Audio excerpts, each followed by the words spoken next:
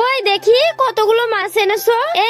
এত ছোট ছোট মাছ এনেছো কেন? এগুলো দিয়ে কি হবে? বড় বড় মাছ আনবে। বড় মাছ পাইনি, এর সঙ্গে একটু মাংস দিয়ে রান্না কর যা। এখান থেকে 2টা মাছ আমি খাবো আর একটা তোমাকে দিব। কিন্তু তো এবার মাছগুলো কুচি কুচি করে কাটবো। এভাবে কাটলে ঝাল মশলা ঢুকলে স্বাদ বেশি লাগে। তো এবার আমি এগুলো সুন্দর করে পরিষ্কার করে নিব। এবারে মাংসগুলো কুচি কুচি করে কেটে নিব।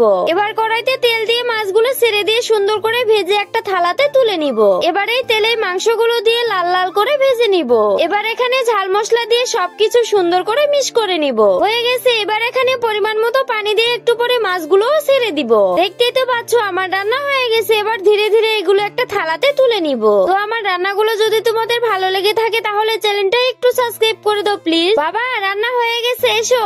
দাঁড়া আসতেছি। অত দাঁড়াতে পারবো না, আমি খাই আগে। আমিও তাড়াতাড়ি করে খাই। ওয়াও, আমাকে তো অনেক মজা লাগতেছে। বাবা তোমাকে কেমন লাগতেছে? আমার মুখে আবার কি শুনবি? এগুলো যদি সব দিস তাহলে সবগুলো খেয়ে নিব।